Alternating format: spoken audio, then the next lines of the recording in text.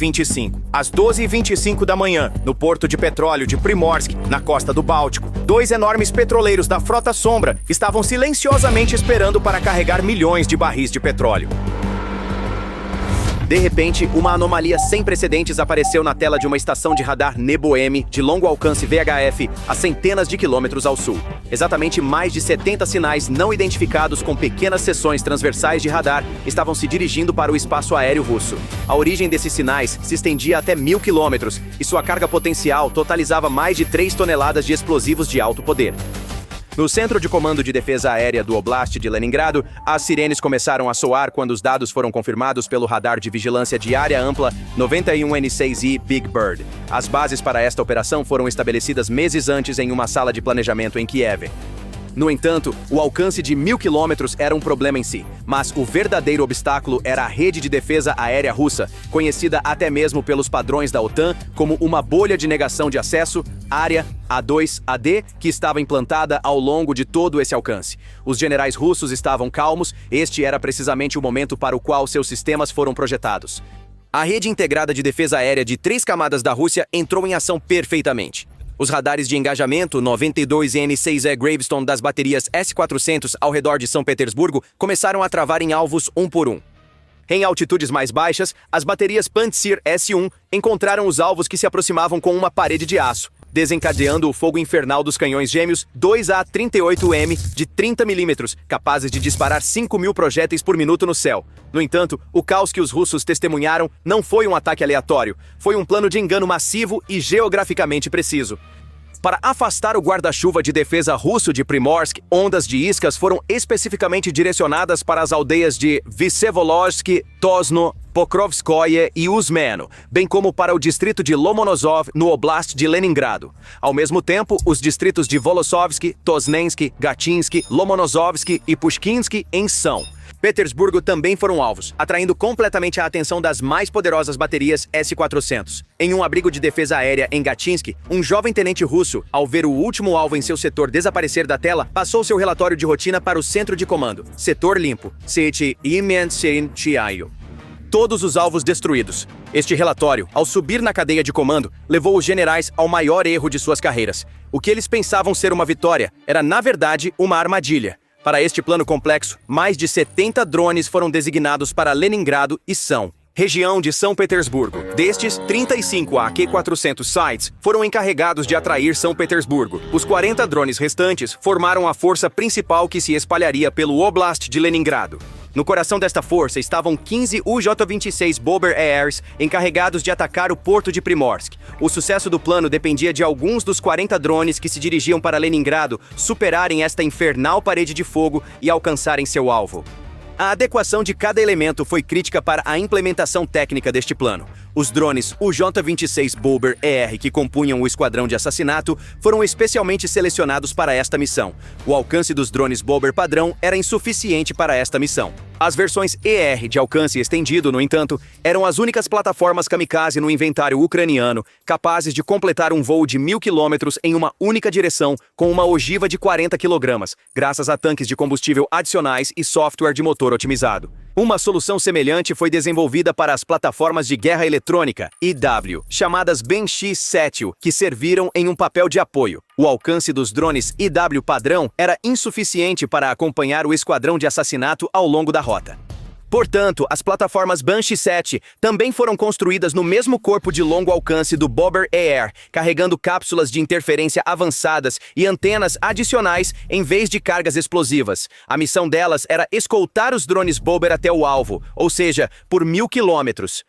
A razão para escolher o AK-400 Scythe como isca foi sua simplicidade. Seu corpo de madeira compensada não apenas proporcionava uma baixa assinatura de radar, mas também facilitava a produção em massa. Centenas de drones necessários para um ataque de saturação poderiam assim ser produzidos rápida e economicamente. À meia-noite, mais de 70 drones decolaram de diferentes pontos na Ucrânia e começaram a infiltrar-se na Rússia a baixa altitude.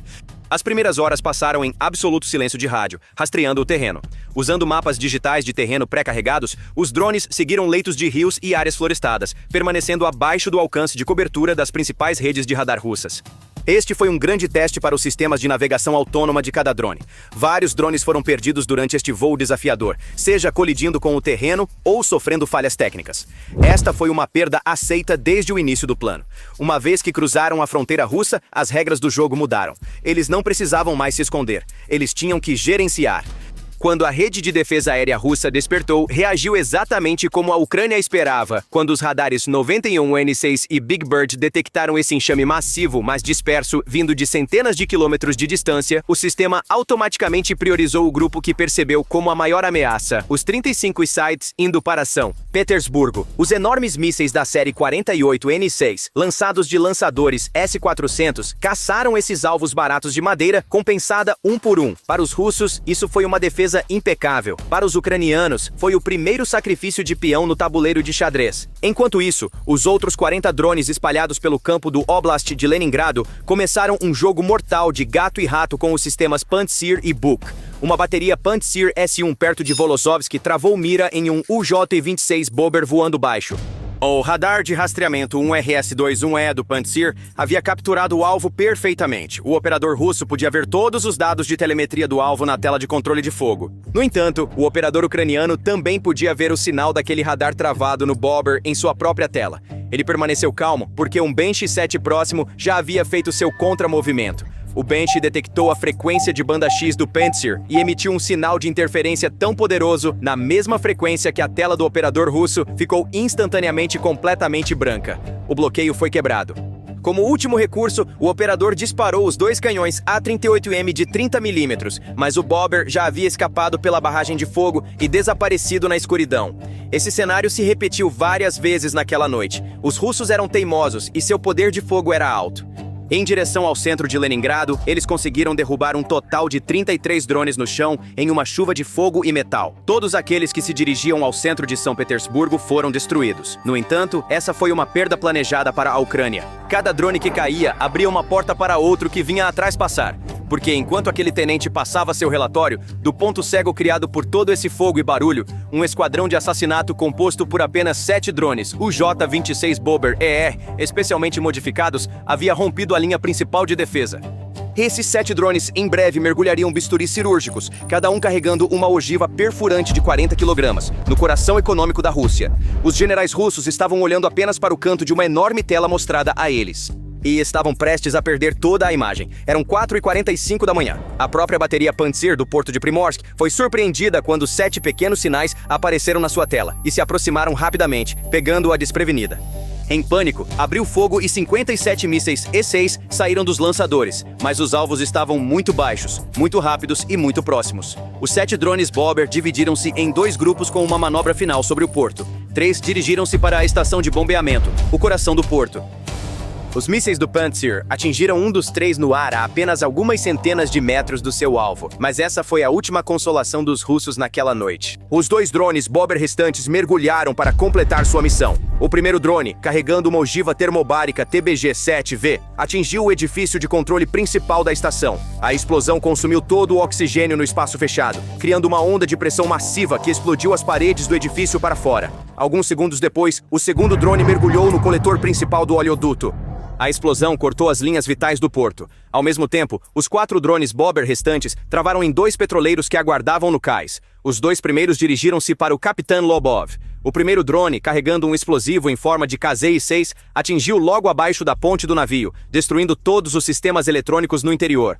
O segundo drone atingiu um dos principais tanques de carga cheio de óleo, iniciando um incêndio massivo. Os outros 2 drones Bobber miraram no Sergei Gorshakov. Os ataques foram quase idênticos. Um mirou na casa de máquinas do navio, o outro nos coletores de carga. 4 dos Vants atingiram 2 petroleiros da classe Aframax pertencentes à frota Sombra, chamados Kustow e Kai-1. Kustow era um navio de transporte gerido pela Solstice Corp, com uma tonelagem de porte bruto de 115 mil. Kai-1 era outro petroleiro Aframax registrado na Axeronics Limited e operando com uma tonelagem de porte bruto de 110 mil. Ambos estavam listados sob bandeiras suspeitas nos registros de transporte marítimo dos mercados internacionais de seguros. No momento do ataque, ambos os petroleiros estavam na linha de carregamento. E quando os drones chegaram, o carregamento estava prestes a ser concluído. Foi então que o incêndio começou. A escala do incêndio não era militar, mas estratégica, porque o ponto de impacto não foi apenas os tanques de armazenamento, mas também o coração das estações de embarque. Apenas 42 segundos após a primeira explosão, ocorreu a segunda e a estação de bombeamento número 2 do porto de Primorsk desabou. O terceiro drone perfurou a fachada superior do centro de controle do porto. Com um curto-circuito, todo o porto entrou em modo de desligamento de emergência. No entanto, esse comando de desligamento não passou pelo sistema, porque o núcleo do sistema de controle de energia também havia sido atingido. O quarto e o quinto drones miraram nos braços de carregamento na popa dos petroleiros. Um incêndio começou no Kustol, e o combustível começou a vazar do Kai-1. O sexto e o sétimo ataques de drones foram na área das válvulas de bombeamento. E após esses ataques, não era mais possível controlar o incêndio. Primorsk estava evaporando. Em minutos, o porto de Primorsk parecia um inferno com 2 enormes petroleiros em chamas e uma estação de bombeamento devastada. Horas após o ataque, o Ministério da Defesa da Rússia anunciou que 221 drones ucranianos haviam sido abatidos em todo o país durante a noite e que todos os ataques haviam sido repelidos com sucesso. No entanto, esses números eram insignificantes em comparação com as imagens de satélite de Primorsk, mostrando bilhões de dólares em danos. Os alvos não foram aleatórios. Só Primorsk representava aproximadamente 20% das exportações de petróleo da Rússia por via marítima. Os petroleiros visados da classe Aframax, cada um com capacidade de aproximadamente 700 mil barris de petróleo, eram embarcações-chave na frota sombra usada para contornar sanções. O porto de Primorsk facilitou um valor anual de exportação de petróleo de 15 bilhões de dólares. O petróleo em Primorsk é a porta de entrada para embarques de petróleo em barris que são difíceis de rastrear e ainda mais difíceis de controlar, vendidos para frotas sombrias internacionais. E fechar essa porta de entrada afeta diretamente o fundo de guerra da Rússia. O embarque diário médio de 1 milhão de barris de petróleo, isso se traduz em uma perda diária de aproximadamente 70 a 80 milhões de dólares. Naquela época, o aeroporto Pulkovo de São Petersburgo acionou seu plano de cobertura. 11 aeronaves foram desviadas para aeroportos alternativos. Naquela mesma manhã, numerosos Vantes, entrando no espaço aéreo simultaneamente, colocaram a gestão do tráfego aéreo civil e militar em modo de crise. Quando o reflexo de segurança foi acionado primeiro da perspectiva do radar e da torre, as operações automaticamente entraram em colapso. Dados da administração regional de Leningrado e do operador do aeroporto também foram repassados para agências estatais russas. Uma tela desordenada sobre São Petersburgo, destroços de UAV abatidos no interior de Leningrado, partes caindo fora de áreas residenciais. Tudo isso manteve a atenção do operador voltada para cima enquanto a onda de ataque vinda do horizonte do mar se fixava no terminal. Do ponto de vista técnico, o conceito de UAV de longo alcance da Ucrânia alcançou 3 coisas nesta missão. Primeiro, não permitiu erros de cálculo de alcance. Quando os tipos de ataque dos UAVs foram analisados, ficou claro que 2 classes diferentes foram usadas. Esses UAVs foram projetados para enganar os radares russos. Os sistemas russos foram otimizados para parar um pequeno número de alvos de alta tecnologia. A tática de enxame da Ucrânia sobrecarregou o mecanismo de tomada de decisão do sistema com saturação de alvos. O sucesso de plataformas de guerra eletrônica como a Banshee 7 não foi cegar completamente os radares, mas apresentar-lhes tantos alvos falsos e interferências que os operadores russos não conseguiam mais distinguir a ameaça real. Traços de tais sistemas foram encontrados entre as partes de drones capturadas ao redor de São Petersburgo. As partes encontradas em Usmino e Pokrovskoye indicavam que eram portadores equipados com software de navegação. Isso significava que a Ucrânia havia voado não apenas para atacar, mas também para enganar, e esse engano havia tornado o ponto atingido invisível. A confirmação veio quando imagens do incêndio se espalharam nas redes sociais. O incêndio não pôde ser controlado, e a declaração oficial que se seguiu não deixou outra escolha senão admitir o ataque. Além disso, em uma manhã em que estava operando a plena capacidade, como mencionado, o comando russo não previu o ataque. Pensava-se que Primorsk era um porto tão profundo, bem protegido e poderoso. Apesar da presença de unidades como o 6º Exército de Armas Combinadas em Leningrado, a 2ª Divisão Motorizada Independente e o Quartel-General da Frota do Báltico na região, havia uma fraqueza defensiva. Essas unidades estavam principalmente em uma posição defensiva voltada para o oeste. Em outras palavras, estavam olhando para fora, não para dentro. Isso porque o corpo de oficiais russos não esperava esse cenário. A base naval em Kronstadt, as unidades de artilharia e foguetes na linha Luga, as redes de defesa aérea ao redor de Lomonosov, a espinha dorsal de comando e controle na linha Gatina-Pushkin a Galatovo, toda essa rede vinha operando sob um modelo de ameaça regular por 3 anos, com processos funcionando de acordo com um padrão do sudeste da Rússia Central. Um ataque de drone suficientemente profundo para fechar o porto na costa do Báltico era considerado improvável sob este modelo. O momento da troca de turno e a inflação simultânea das faixas costeiras do mar produziram pequenos atrasos. Quando esses fatores se juntaram, surgiu uma janela de oportunidade decisiva para a infiltração ao redor do terminal. A verdadeira surpresa foi a expectativa de que os oficiais russos não seriam o foco principal, mas sim os eixos circundantes. No entanto, os arredores apenas obscureceram a cena enquanto o ataque atingiu o alvo diretamente. Em outras palavras, as forças armadas ucranianas tiveram sucesso ao reunir a inteligência certa e escolher o momento certo. O ataque veio de fora e penetrou para dentro, e lá dentro queimou tudo. No papel, o guarda-chuva de defesa da Rússia na região é forte, mas na prática, quando combinado com o horizonte de baixa altitude, mar e confusão de alvos falsos sincronizados, pode resultar em falhas em janelas curtas. Este foi o caso na manhã de 12 de setembro. Os radares estavam operacionais. As linhas deram as respostas esperadas, mas a configuração não foi suficiente para impedir que drones de baixo perfil infiltrassem o terminal, voando baixo, rente ao horizonte do mar, entrando na linha de visão das antenas fixas apenas nos momentos finais para fechar a janela de interseção frontal. Esta geometria força até sistemas de alto nível, como o S-400, a uma corrida contra o tempo. Quando o seu radar detecta o alvo, ele já está quase em cima de você. E se o cálculo for atrasado, o fato de o bombardeiro ter voado a baixa altitude significava que, devido à curvatura da Terra, até mesmo os radares mais poderosos 91N6E Big Bird só poderiam detectá-los na última etapa por um tempo muito curto. Essa curta janela não foi suficiente para uma interceptação eficaz. As dezenas de relatórios de destruição na imagem aérea não foram além de produzir decisões de fechamento temporário e ciclos de sirenes distrito por distrito em Pulkovo, no céu sobre São Petersburgo. O resultado não foi apenas algumas horas de fogo, mas uma suspensão e uma frota sombra registrada pela primeira vez com incêndios simultâneos em 2 navios. Esta operação revelou uma nova realidade da guerra moderna.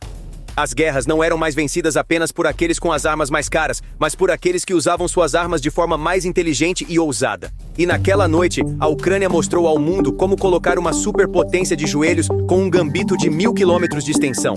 Obrigado por assistir.